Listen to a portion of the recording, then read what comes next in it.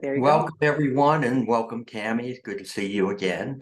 We're here today again for another episode of Getting to the Other Side.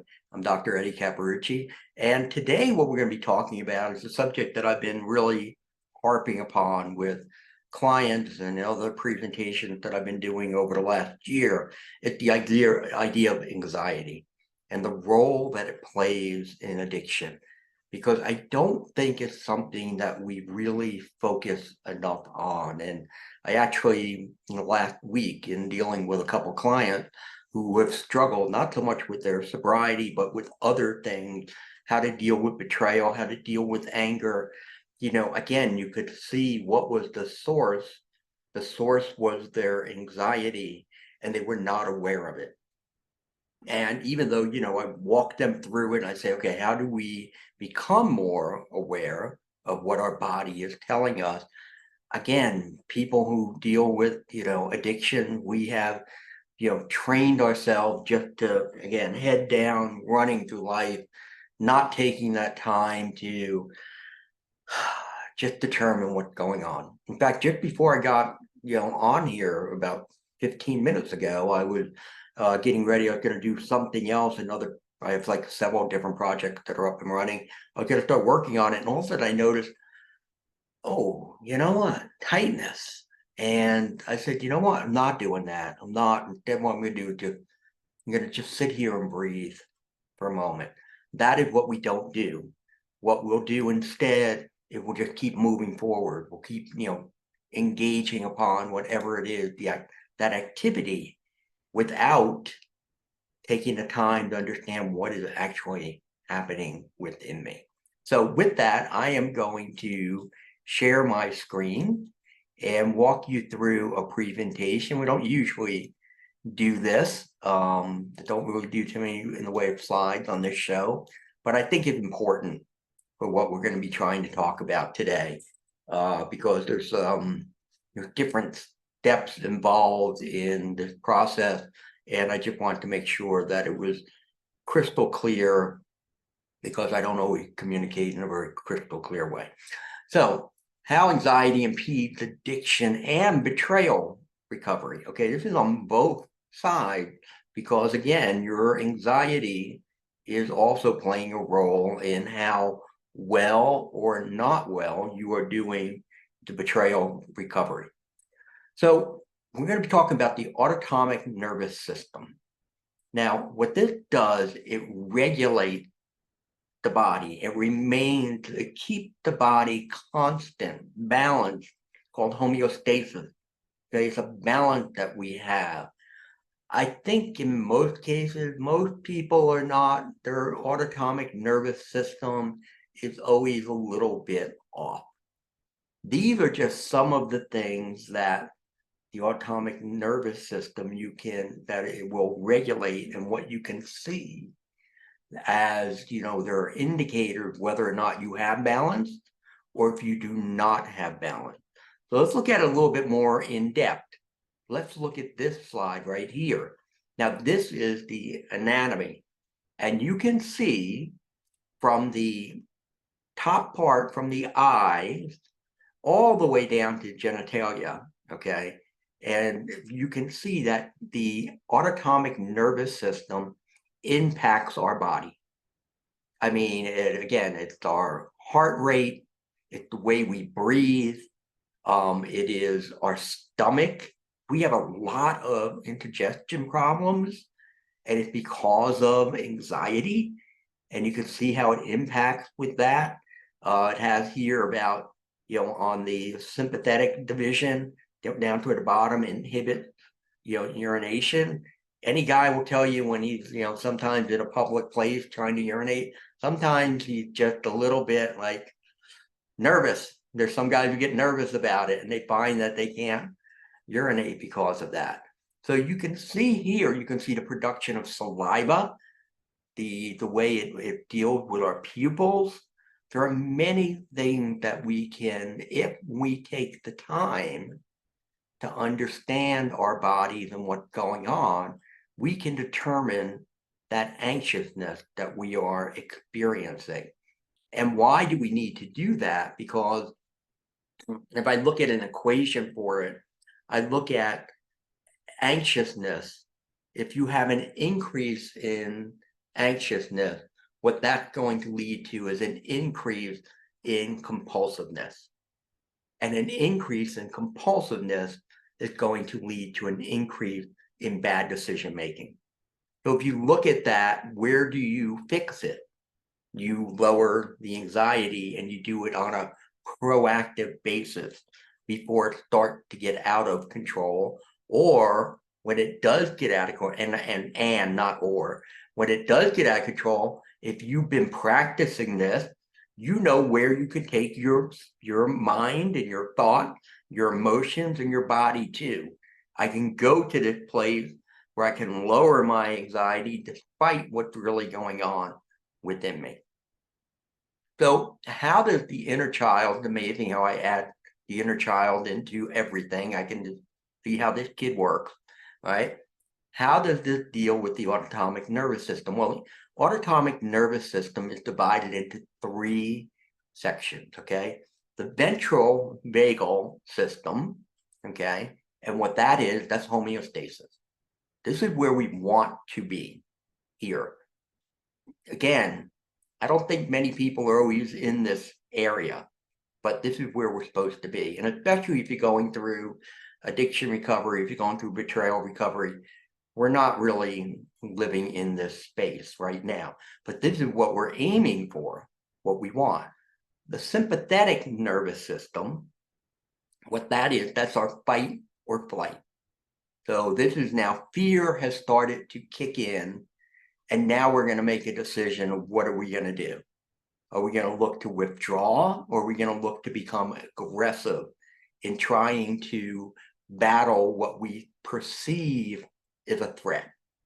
And then the last one, the dorsal vagal system, what that is, that's where we start to freeze. And in some cases where we start to disconnect. So dissociation can come in this area of what goes on. So what's really important about this, as you look at the 3 segments of the autonomic nervous system, is as you start to slip down into the sympathetic nervous system, you want to, again, notice it. How do you notice it? Well, I go back here. You have to be aware what's happened. Do I feel like my saliva has stopped producing? Okay, I don't have it anymore. I mean, and do I feel like I'm struggling with breathing? Do I feel like my heart rate has increased? Is my stomach starting to flip and turn? Right? Those are the things you're going to be looking for to make that determination. Has the system been activated?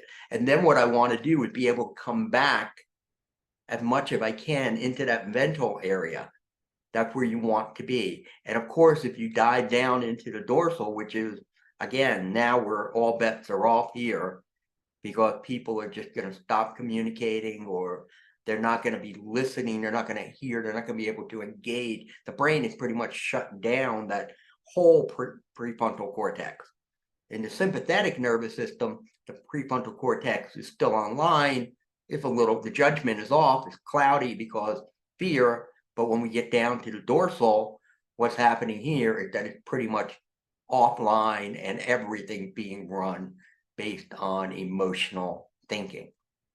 So if the autonomic nervous system is out of control, what do you experience? Fear. You may see the blood pressure elevate or decrease. We're going to see our, pupils start to respond. You're going to have some very severe anxiety. You may even start to feel depressed with this.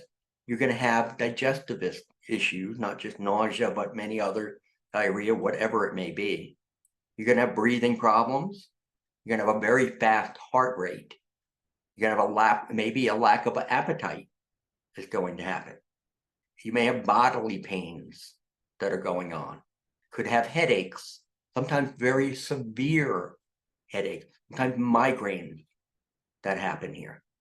You may start to feel faint, lightheaded along the way also. So these give you a sense. I don't think there's any more. I think this gives you a sense of the different things that you may experience when you start to move out of the ventral into the other areas. Oh, racing thoughts. Okay. So again, with the inner child, what are we trying to do? Because we know our inner child is going to impact this greatly because he is so fear-based. So if we look at this and we look again at the three category, when does the inner child come into play? Right here, moving from the ventral to the sympathetic nervous system. This is where the kid gets involved. This is where his irrational thinking start to apply. And it's on both sides, okay? Because, with betrayed women, you have that little girl in you, and, there's things from your past that are bringing this in also. So right there, that is a key place. This is where, as we start to see, we're starting to slip down. This is where a break needs to happen. We have to take a break so that we can go and address what is it that's frightening the inner child. What is he not being able to deal with right now? Does he feel, in a sense, for the betrayer that I'm being overly criticized, I'm being falsely accused, I feel like I'm failing here? For those who have been betrayed, do I feel like a sense that nobody's listening, my voice is not being heard, I don't feel safe right now? Again, that's all the things that the inner child would be experiencing. So that's why we want to address that. So therefore we can put the child emotion to the side and deal with what is really happening in the moment. What is reality at this? And it may be that some of the feelings that you have, when we put them over here to what is real, it may be, yeah, you know what, I don't feel safe.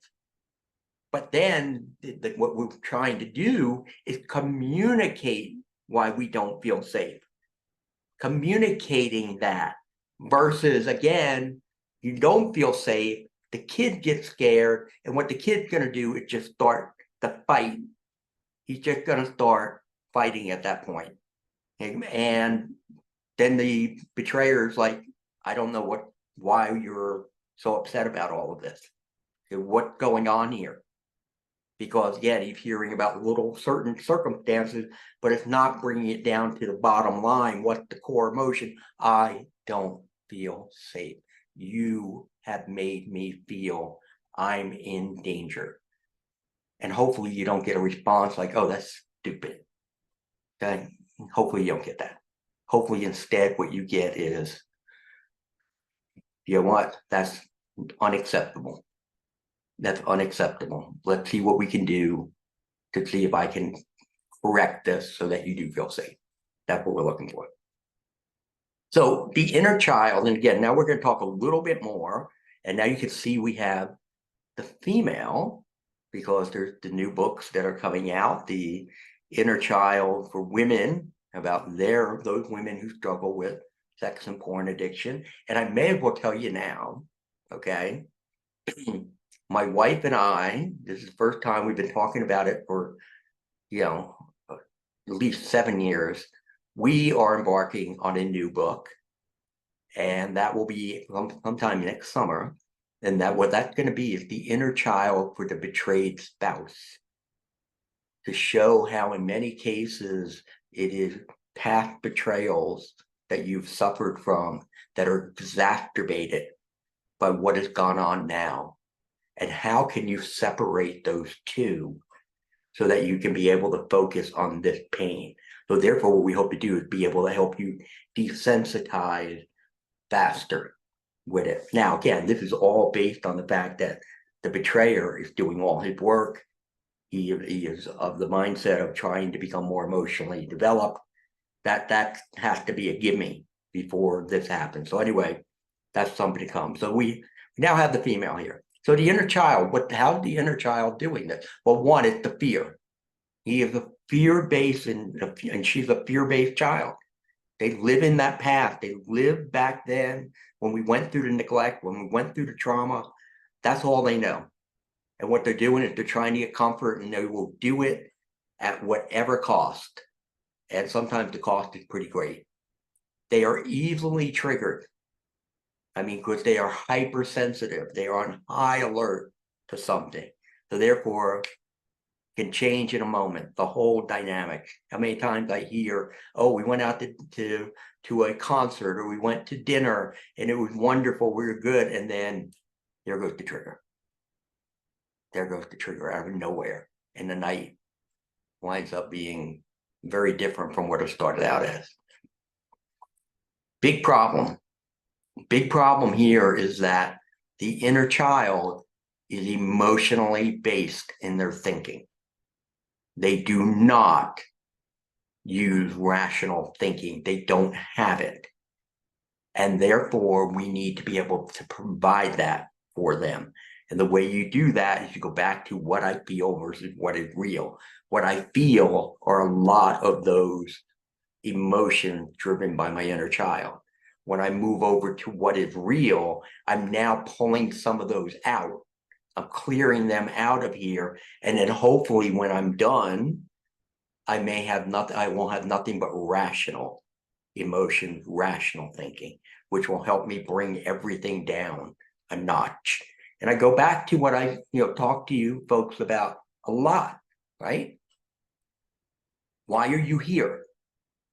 And I don't mean why are you here with this on this podcast, but part of the reason you're on this podcast is because you're looking for healing. But everything we do doesn't always bring healing, because we get stuck in certain places. I know somebody told me last week, don't use the word stuck. It's a bad word. You know what? You're stuck. And we need to get beyond that so that we are trying to, again, figure out how do we reconnect. And for men, again, you guys know I use these pronouns, but for men, it is about creating safety, first and foremost. Creating safety.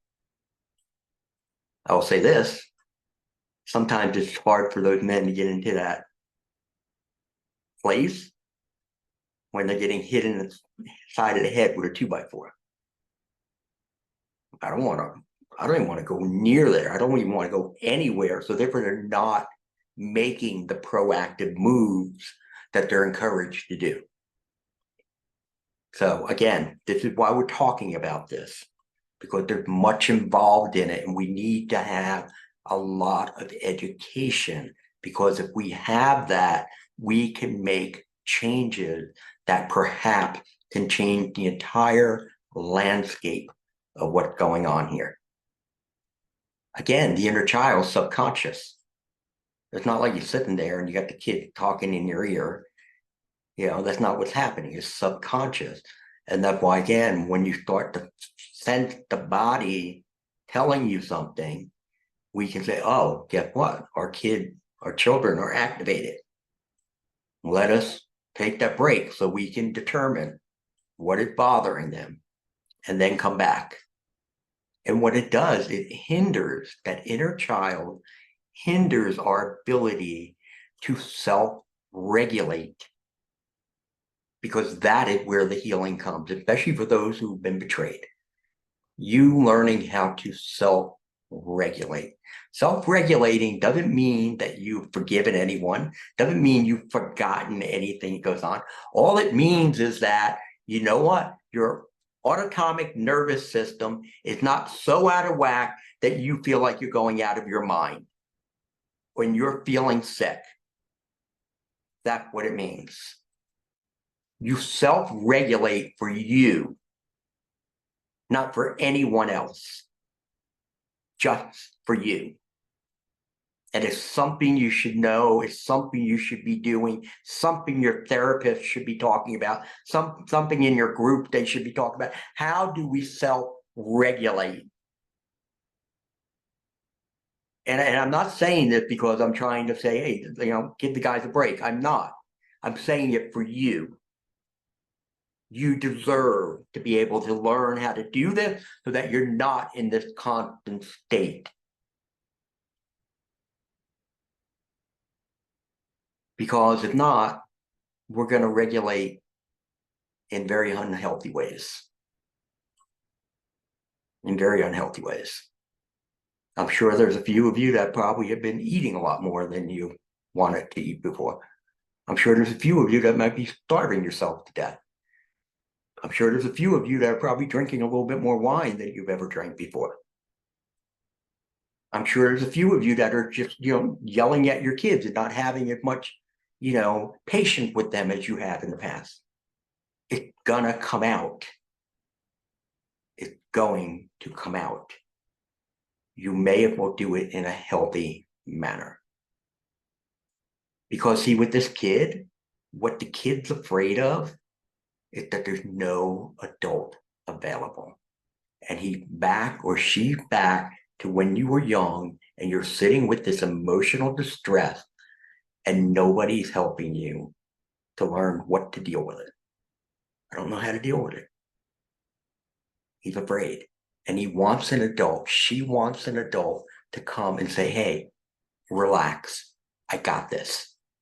I will take care of it. You don't have to be raising my anxiety any longer, because that's what the inner child does. It increases our anxiety.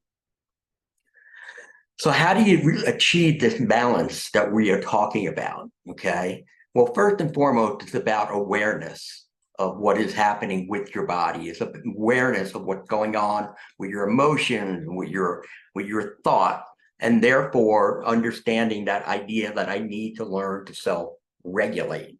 So that's the initial part, and hopefully that's getting there today, what this is going to be. Second is you have to focus on this every day. It's like in the first thing you wake up in the morning, and this is for you guys too, about your own self-regulation. It is that this way you're not as defensive about things. It's like, you know what? Today, if I feel like I'm getting out of sort, I'm going to self-regulate. And you may have to do that 5, 6, a dozen times a day, but it doesn't matter. I'm going to self-regulate. What can you do? You can do meditation.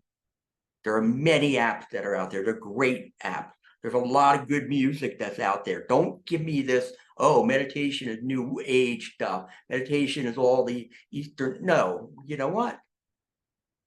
Meditation is healthy for us. And we should be doing it on a regular basis every single day. It should be like brushing your teeth, that you're going to spend 5 or 10 minutes just like I did before I went on here. I spent 5 minutes and thought came into my head. And what I did was I just went back to my breathing. Another thought came into my head. I went back and focused on my breathing, and it was gone. If you want, I have a music library for meditation, right? Send me an email, edcappa@gmail.com, EDCAPPA, and I will send it to you. I'll send you the link with all the music, all the sounds, and you can have them to use that. Okay? Breathing. You know something that we don't do really well, Tammy? We don't breathe well. We do not breathe well at all. Even like now, even as I'm doing this, I'm not really breathing. Okay. I might be catching that little, gotta slow down. We need to breathe. And taking and learning different breathing techniques, and there are many that are out there. You have to find the one that works best for you, but invest in it. Oh, there's the word. Invest in you. Invest in you. That's on both sides. Hypnotism.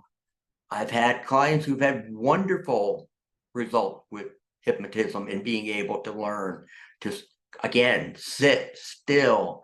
Ooh, what do I feel? I still feel that tightness in my chest right now, Tammy. I mean, so either I'm having a heart attack or I haven't adjusted that, what I'm doing from a clinical perspective, and I'm not having a heart attack. I know that. But anyway, yes, I'm still here with you. Don't worry, I'm not going anywhere. Journaling, another great way of being able to self-regulate. Now, I mean, I can imagine though, you have to think about these different things, these different tools, and when you use them, because you're in the heat of the moment and you're just, deregulated, dysregulated. It's not like I gotta go right. Probably not gonna happen. Okay. We need to look at something else to be able, and there you go with the breathing. There you go with the meditation. You do, or you pick up the phone and you call somebody. That's a really good idea. And then there's these other things, and I've really been doing a lot of research lately, especially in the area of biofeedback. I think EMDR, or what we're talking about right here, is not really the right approach because, again, that's looking at particular traumas. I think it's more brain spotting, but biofeedback. And I have a few sessions lined up with people. I've had clients who've done it, and they've raved about it. But I have some appointment with people who do this, in the biofeedback industry, so I can understand more about it. But I think that may be something that might be really good. And you know what? Every once in a while, we gotta just chill out. We gotta chill out because we're dying over here. I mean, it literally feels like we're dying sometimes. I mean, I feel the weight of it. I can only imagine what you people must feel. And I'm just along for the ride. Got to chill out because it's just another day off on the calendar. What have you done to make the situation different, better? And now I'm really talking to you guys who are the betrayers. When are you going to start, checking your fear and focus instead on what their pain is? And self-care. Are you getting enough rest? Are you eating well? Are you watching your alcohol intake? Are you exercising? We need to do self-care. I know I'm doing this and I'm saying this, and a lot of times for many of you, it's going in here, it's going out there. I hope not. I hope not. Because I'm telling you, what I'm talking to you about right now today is critical in helping you to heal faster. Not saying you won't heal, but doing this will help you heal faster. Because what happens now, think about it, you've taken control. You've taken control of your healing. You're not relying on him to do what he needs to do. You're not relying on her to do what she. No, you're taking control of your healing. So even if they don't do what they're supposed to do, you still can feel very empowered. You can feel confident because you can go back to all this stuff to bring yourself to ventral, to bring yourself to homeostasis, to bring yourself to balance. I want to read this to you. This is a great quote. Gaber Matty, or Matt, whichever way you want to take it, from the Myth of Normal. Follow me, all right? Don't read. Follow me if I'm reading, okay? The trauma is not what happens to you. Trauma is what happens inside of you because of what happened to you. Sit with that for a moment, okay? Trauma is not what happens to you. It is what happens inside of you because of what happened. Trauma is not the event that inflicted the wound. So trauma is not the sexual abuse. It's not the war. It's not the abandonment. It's not the inability of your parent to see you for who you were.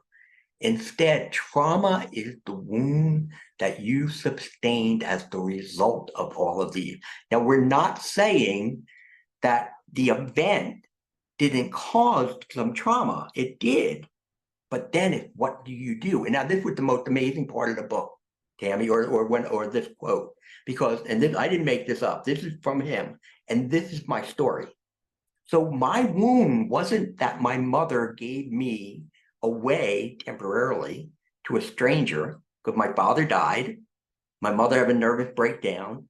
I go live with relatives who I don't know. They're complete strangers. Okay. What was my wound? It was that what I made it to mean. I wasn't lovable, I wasn't wanted, and I was abandoned. Because nobody's talking to me, no one telling me, why are you here? Why have mom and dad left? And this is what the worldview my kid developed. I'm not lovable, I'm not wanted, I'm not abandoned. And I carried that with me subconsciously until I finally had enough when I was in my late 30s to say, I can't continue doing this destruction that I'm doing.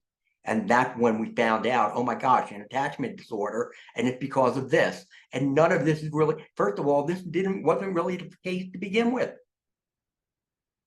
I didn't go there because I wasn't loved. I didn't go there because I wasn't wanted. I wasn't abandoned. One died and one got ill. But I'm 5 years old. What do I know? So you keep that with you, those wounds. If trauma is the wound, the event or the circumstances that happen to you, guess what? It never unhappens. Unhappens is not a word, but it fits well in here. Okay? It doesn't. You will always be focused on the event. But if trauma is the wound that occurs inside of you that you continue to carry, that wound can heal at any time. And it can. Because I came to understand, you know what? I am lovable. I was wanted. I was not abandoned. And therefore, yeah, dad still died. Mom still got sick. But this was really the wound. So good book, The Myth of Normal. Check it out. So finally, I'm going to leave you with this. I'm not even sure I have to say anything. I'm not sure I have to say a word. So I won't. That's a wrap. That's what I got for you today, Tammy. Thank you. And I've seen Gabor Mate. He's Canadian, French Canadian, and I've seen him present. I am so grateful that you pulled that out of his stuff. I'm going to actually, keep that and share again. So thank you for sharing. I made some notes and we've got some questions, but like when you talked about the 2x4, I was like, like that just keeps more of a gap, so both people getting support, for healing. I do hear from partners that go, and I'm going to use he for addict, she for partner. Yeah. It's just for clarification's sake, but I've heard, she or her say, he just needs to get help. This is on him. But then you're not getting attended to and you're holding things. When you said stuck is a bad word, I was like, it's not a bad word. It's not a good place to be. I actually have a quote, with a bicycle stuck in the muck. And they said, sometimes you're stuck because you want to be, because it's comfortable. And so I don't think it, yeah. Well, I don't think it's a bad word either, but I got corrected by I know, but I'm like, for whoever, and, yeah. As I go, look, I'm not trying to be. No. But like when somebody said that, I was like, but it's, stuck happens, and for lots of different reasons, but going and getting help to support that. And I think even what, Gabor Mate said of like, if you're focusing on this as stuff has happened, nobody gets through life unscathed. Stuff happens to all of us on different levels, and we have different abilities, and my heart breaks for you as a 5-year-old little kid. I can only, like, I have this vision of little Eddie being carted off in this unfamiliar thing and nobody talking about it. Like, so painful. And kids always do the I am, let me tell you, up to me. The thing I remember about that happened at night because I was asleep. Oh my gosh. I woke up in somebody else's house in a strange bedroom, going out, looking for mommy, looking for daddy. They're not here. They're not going to be here for a while. You're going to be here. Where's here? Who are you? And I didn't get those answers. At some point I got, well, I'm your uncle, I'm your aunt, either some of your cousins, but I'm like, what the heck's an aunt and an uncle? Yeah. Really, Yeah, no, I mean, Yeah. yes, but stuff happens to all of us, and Yeah. and we have different coping mechanisms. And yeah, for many addicts, I say, thank goodness you're an addict. Your circumstances were so horrific that was your maladaptive coping mechanism, and that helped you become an adult. And now it's biting you. So how do we shift that? So, um, you talked about, and you said you make me feel, and I always go to your behaviors can cause me to feel, I don't feel safe with your behaviors, but I really hold to nobody can make me feel anything. Like I have to give them power to make me feel something. So there's Right. can be an environment where you are not safe and therefore, but like I hate giving up, I mean, it's very I disempowering. Yeah, I yeah, no, totally no. understand. Yeah, I yeah, yeah. totally understand what you're saying. However, with that inner child, there's going to be that rumbling from the past that's going to come in, that's going to maybe take you there. But you're right. You shouldn't give up that power and have anyone be able to control or manipulate what your emotions are. You are absolutely right with that. Well, and you talked about self-regulating, and I think that that is great. And then I think it's also super helpful to co-regulate with safe people. So if your partner or spouse is not your person, like you talked about, phone a friend. That's co-regulating, but in a healthy and safe Yes. way. Right. So part of your self-regulation may be co-regulating, with someone helpful. Yeah. Or you're doing it on your own. You learn to do it Yeah. yourself. But you're right, co-regulating with someone else. Yeah, I'm not thinking really it's that much of the partner unless you're further down the road. But yeah, I'm thinking the partner's not really the one to do that with. Yes, and the breathing exercises, Navy SEALs hold Yeah, to the breathing. Like this is not this is not a wimpy thing. This is, like this is a really important thing that we learn, how to do those things. I'm always grateful to be reminded. And yes, it goes in one ear and sometimes it stays for a bit. But like I know, like if my guts are clenched, if my shoulders are up, my breathing is shallow, or I'm, pausing between breaths, I'm not taking enough. Like yeah, I'm stressed out or whatever. And so just taking a minute and just going,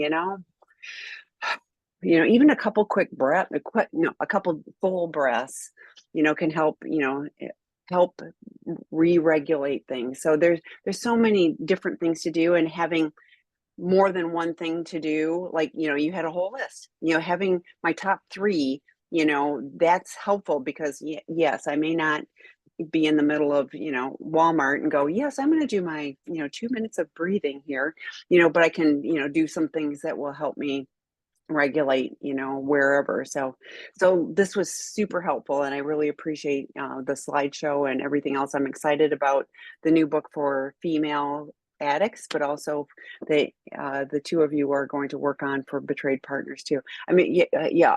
Oh, and one other thing, you talked about biofeedback. Troy Love has talked about that too. So attachment wounds, oh, he has, yeah. So he's, he was talking about that, but I was like, of course, if we're dysregulated in our bodies, having the awareness and being able to identify that, it makes a lot of sense. Not going to magically fix everything, but just, no, all of this is, we have to start being just aware. We're so disconnected. So, very much okay. so. Okay.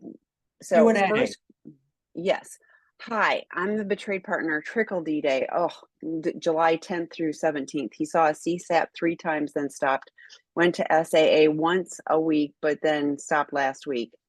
So that was a couple of times, I guess. I left him last Monday because he didn't meet my boundary of full transparency. We live in different states. He's back in active addiction.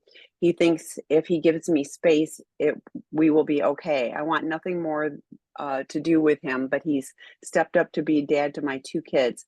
We also have a joint car purchase and can't split up yet. How do I move on without damaging the kids? Thanks. Well, I mean, first and foremost, I'm glad he stepped up about the kids and being the dad of kids. Second of all, I want to just, say I'm very proud of you for taking that step. I mean, too often we just see it linger where, okay, here's my boundary, they violate the boundaries. All right, well, here's the boundary, they violate. Here's the boundary, and it just goes on and on and on. And you've just nipped that. I mean, and that is wonderful. And it takes a lot of courage to do something like that. How do you do this without damaging the kids? you don't put them in an environment that is not safe. To bring him into your environment when you know he's active in his addiction, he doesn't want to quit right now because all his actions are determining that, that's just going to cause chaos. And the kids don't need to be around the chaos. They don't need that. So they need to be in an environment that's safe for them, that is peaceful for them. I'm not saying you don't work on the relationship, but right now, if I'm you, I'm not making any move to work on this relationship. This is all in his court. And if he thinks that just giving you space is going to make it, okay, he's out of his mind. That's not what's going, it's not going to be okay. So I think you're doing the right thing. I would continue to do the right thing. And again, see what, and just make it very clear to him. Look, you want any chance of this being a family again, you're going to have to do your work, and you're going to have to demonstrate over a period of time that, you know what, you are safe. Yeah, and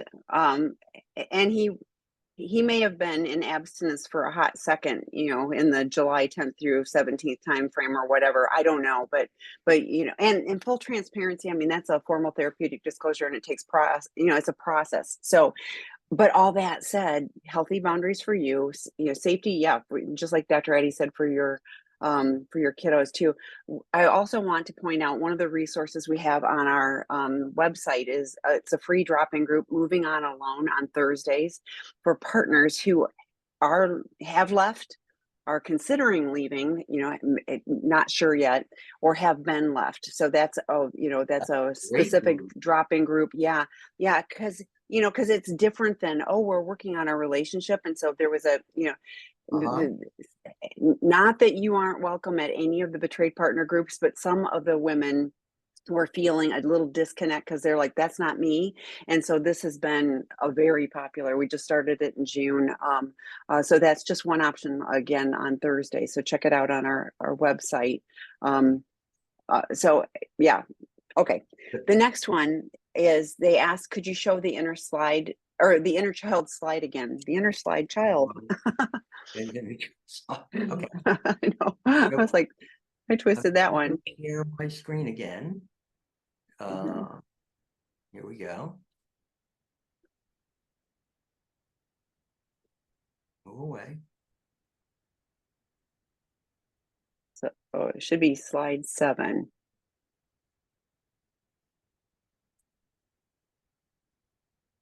That one. That what we're talking about? Or we I thought it was child 7 because it says this inner one. child in it. Yeah, that one. So yeah, that's the one I was thinking was being requested. So hopefully take a quick pic of the screen for the person that asked. But you can always email me. I've got the slides because Dr. Eddie was, gracious and shared them. So you can email me, Tammy, TAMI @seekingintegrity.com too. So again, here they are, fear-based. They're easily triggered. That's why all of a sudden things change on a dime. They're emotionally based. They need more rational help. They're subconscious. So therefore, if you don't make yourself aware, you're not going to know, and they're just going to run you over. They hinder that self-regulation that you need to go to, and they'll get you to self-regulate in unhealthy ways, just like they did with the betrayer for many, many years. And the problem is, again, they don't feel like there's an adult available to help them. And therefore, that's what they need from you, to say, hey, I'm here. I got it. I know what the pain is. I'll take care of it.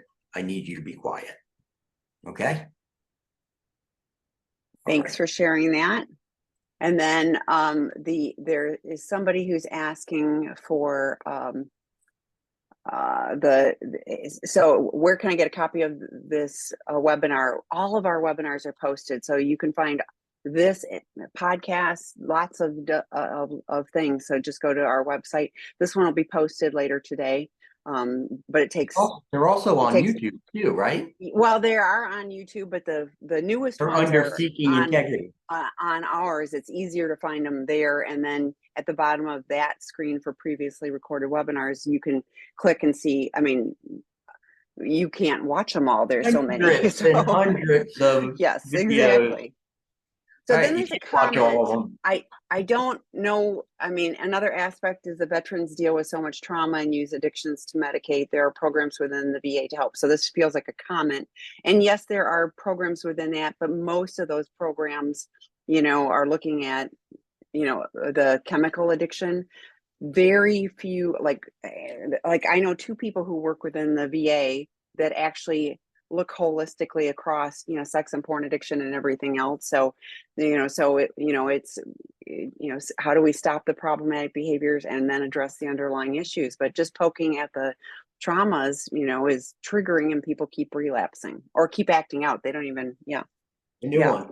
Yeah. Oh, great. Your child and overcoming addictions. This is Yay. about all addictions, not Thank just you. Yeah, that behavior. was much needed because, So that's much needed. coming out. And that's actually a book and a workbook. And that's why it's like the size of a coloring book. And when they sent it to us, Yes. what is this? Yeah. I think what they're thinking is going in academia. So I don't know. All Well, right. and somebody chimed in, as a retired Army chaplain, there isn't enough of this in the military. I agree. Like, I can't tell you how many people come to us, that have been in the military, police force, whatever. Yes, there's trauma, there's, PTSD, all of those things, and addiction. And we for sure don't talk about, sex addiction and intimacy disorders. I'd be more than willing, George, to talk to people over in the VA about how they can start bringing Yeah. in there. So if you have a way of doing that, let me know. Well, but and like Dr. Rob has trained, but I know lots of, actually there has been training within the military, but it's like, it's like a drop in the bucket. I know, it's You not get enough. it's just, and there's a lot of reasons why not having those issues come up is, so it's challenging. But I'm so glad you're here and reaching out. So yeah. Okay. So military spouse here too, maybe we could have a group.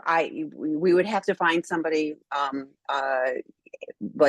so that you can email me and I can see about that. I have to find a qualified person each time to host those. So we try to have things, and also we have to have a person to every one of our drop-in groups is hosted. They're not just peer, like I know the other places are, or 12-step is, but we have someone to make sure that we hold the space in a pro-dependent lens to make sure that people aren't just bashing each other and being hurtful. So it requires effort on our part. We're happy to help, but anyway. Okay, so thank you for answering my question.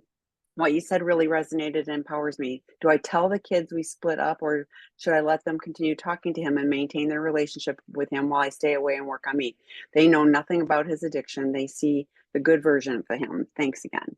How old are they? I don't know how old they are. And I don't, and you said that you're staying away, or the kid with him? This is the one that's in separate states. Yeah. Right. So I think she's with them. She's with the She's kid. with the children, and he's interacting with them. Right. But yeah. So So let's say the kids are under 13 okay, and 18. they're 18 Okay, well, there you go. and 13. Yes, you can talk to him. Don't bash him. Don't bash him. But just say, look, you know what? We're having some problems and issues. I feel hurt by what he's done. And, right now we're just apart. And I don't know, are we going to stay apart? We're going to come back together? I don't know. Don't say it's up to him. Just keep it very vague, very simple. If they ask for details, saying, hey, honey, you know what? Not something you need to know. All you need to know is that right now there's issues, the problem, we need a break from one another. And, do I think we're going to come back together? I can't tell you yes or no to that question. Yeah, I think that's, no, I think that's fair.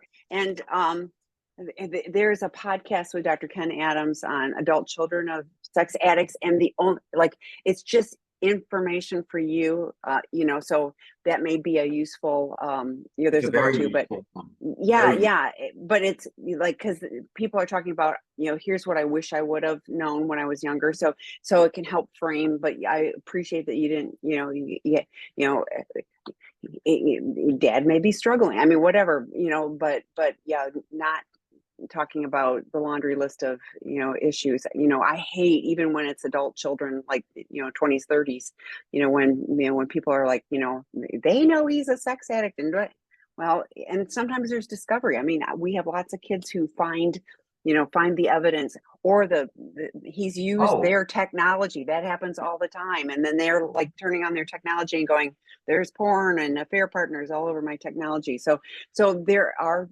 some situations where they are, but I love that you're actually protecting them, and they're still in relationship with him, and is for hopefully he gets the help. Hopefully he gets the help.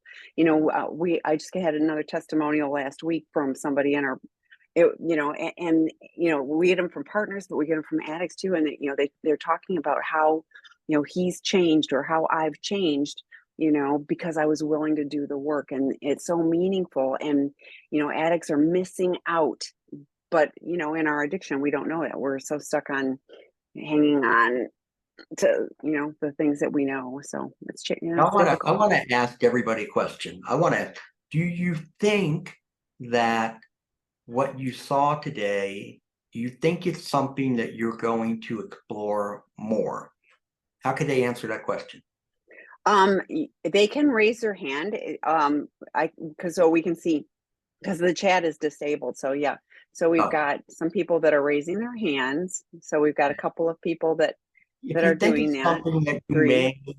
okay, all right, Yeah, yeah. There's good, yeah, okay, yeah. cool. That's good stuff. Yeah, So because it's again, like I said, it's just critical. We need to be able to do it, because if not, we're gonna have issues. Any, yeah. any, anybody, especially a betrayed partner, anyone offended by what we talked about today? Say that one more time. That is anyone offended by what we talked Oh, about today? Just raise your hand. I'm not well, gonna. yeah. So right now, no. So the person that said we would volunteer, you can email me, Tammy, TAMI at seekingintegrity.com, and we can discuss. So Oh, that's interesting. yeah, Good. yeah, Glad yeah, about that. because we have specific parameters on what we're looking for. So yeah, Okay, you that's can excellent. absolutely, Excellent. please do. Yeah. All right. Well, you know what's interesting? I spoke more today than I usually ever speak, and we have fewer questions today I than. know. I was Hey, cracking up. I what was the like, heck? yeah. Usually So we can't answer all the questions. We're like, that's they can take exactly them, right. turn So them over. well, So, any other questions? Because otherwise, I'm gonna, Dr. Eddie, I'll turn him over to let him go do some breathing exercises. I'm grateful he's not having a heart attack, but that's, really, truly grateful that you're not having a heart attack. That was like, when you said that, I was like, and I don't think you could see me because you had the screens up, but like again, I would I keep saw oh, you. you did. Okay. I was like So nodding my you head, and give me a yeah, thumb yeah, yeah, up when yeah, you yeah, do that. yeah, yeah, yeah. Okay. I'm not going Okay. to do Well, something out there in the boy gym. But so you pay attention to the work groups too. We've got, the going deeper is the inner child for men. So that, and the why men struggle to love. I'm working on the schedule, so stay tuned on our website for those. But we've got, sex addiction 101, porn addiction 101. We've got lots of different resources. Betrayed partner starts again. The couples healing from betrayal starts on Thursday with Dr. Susie LeBrock. So that's only offered twice a year, so that's really good too. Okay, here's one. How can I connect to my inner child if I'm so disconnected from my feeling? That is a great question, and that's the crux of the work. it is a great question. And what you need to be able to do is to, one, understand, and that's why in the Going Deeper book, there are 9 inner children. There are going to be 12, and that'll probably be happening at the end of October. And you go through and you walk through and you identify which of those children, because they all have unique pain points, emotional pain points, and you pick the ones that you say, yes, these are mine. And then you determine, which are also in the book, what are the core emotional triggers that activate the kid. So as you're going through and you're looking at these children and you're starting to go back, looking at some of the pain points, that's when you start to remember, recall some things maybe you didn't in the past, but also to grieve. But more importantly, to be able to understand that was the past. It is not now. And therefore, those emotions of the past pain point, they still haunt us today because an event happens that is very similar to something in the past from an emotional wound. That emotion, that those emotions are going to start to rise, and therefore your anxiety is going to grow much more rapidly and more intensely than it should be. It should, because of the current situation that you're facing. So therefore, and then at that point, remember, I go back to, we can't live with emotional pain. So instead we run away.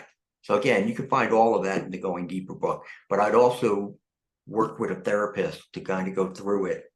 And there's many therapists out there that are doing this Going Deeper inner child model. So Well, and you didn't indicate whether you're the person that's been struggling with compulsive behaviors or the betrayed partner. I'm guessing because, you know, we in our addiction are so disconnected from emotions and feelings. You know, I mean, we use those things exactly for that reason, to numb out, escape. So you know, just understanding you know, that we are going to feel things, and it's data, and you know, we, you know, not to be frightened of them, you know. So like Dr. Eddie is talking about, what is it telling you? What is, you know, what is that feeling telling you? And how do we, you know, I think as soon as we're able to start getting it in our, you know, to be able to process it and think about it rather than just react, you know, we stand a chance. So yeah. yeah. Email. So you're, yeah, email. Somebody Yeah. wants my email. Again, it's Oh, you know, you might, yeah. Ed I Cappa, said, EDCAPPA@gmail.com. And I think we're putting it back in the chat, right? well, yeah, I will, but it was, you sent it to me, which is lovely, but No, yeah, you don't need it. yeah, I'm gonna, yeah. Okay, there you go. Now All you've right. got his. So, okay, let's see if there's anything else in here Well, one before more. We have another okay. So betrayed partner, we are in-house separated and still have individual healing to do before we are able to heal relationally. We have little ones, 6 and 8, and we live together. We operate separately and more like roommates. He is in a separate bedroom as well. My concern is the tension at times can arise and is felt in the house. How do we manage this in the healthiest way possible for the kids? Unable to separate physically due to financial reasons. Yeah. Well, I think what you need to be doing here is, one, if you're understanding what the tension is, all right, again, take a step back, slow down. All right, what can I do to alleviate some of that attention? Make sure you're both taking time individually to do something with the kids. And if it's not too traumatic, can you do something maybe once a week together with the kids? Again, that's only if it's not too traumatic to do that. But the thing is, if you're both spending time with them, and I mean, whether you're reading to them, throwing a ball, doing whatever it is, that will help. They want to just know, is there someone here who's looking out after us? And I'm talking about from an emotional standpoint. And sometimes you can just talk to them about, so tell me, how are you doing? How are you feeling? Are you worried about anything? If there's something that's on your mind, see what you can draw out of them that maybe they have started to pick up. Well, and are there, you know, are you seeing patterns to when the tension arises? You know, like, is there something that you go, when this happens, then the tension That's true. increases, so that you can go, oh, okay, there's the warning bells going off. And so, that we can do something different, even if it's like, hey, time out, I feel the tension. Let's all, let's go calm down for 20 minutes or whatever, and if you can help diffuse the tension, that can be, useful too. So, okay, the last one, as a betrayed partner, I lived with an active addict for over 10 years. And when I know he was acting out or saw videos of him acting out, I feel really embarrassed that some of the many feeling I felt is that I was aroused. Is that normal? Is that connected to my inner child? Yeah, everything connected to our inner child, and the fact that you um had some arousal that was there, not something to be embarrassed by. You were going through many different emotions. My guess is that was your brain in a way protecting you from all the hurt and pain and frustration and everything else you might have been experiencing at that moment, and instead made it to be something for, to be aroused by. But the fact is, again, you've come to understand that you know what, it's not that, oh, I'm aroused because there's something wrong with me. There's not. Again, that's sometimes our brains do incredible things to try to protect us. Things we wish they didn't do, the brain didn't Yeah. do, but it does. And again, I think it does go back to our inner child in trying to protect also. So I wouldn't be too Yeah. concerned about that. Yeah. And I'm with you. It's like being embarrassed. I mean, like I find embarrassment and shame are kind of useless. Well, I mean, embarrassment, if I really did something, Yeah, completely wrong, could be helpful. But like your body reacting to something you saw, like, that's, yeah. right. Please. I'm glad you're here. How's that? So, okay. Thanks, Dr. Eddie. So appreciate Welcome. it. You're And welcome. I'll I'll see you I'll next look time. forward to, yep. Sounds good. Bye-bye. Bye.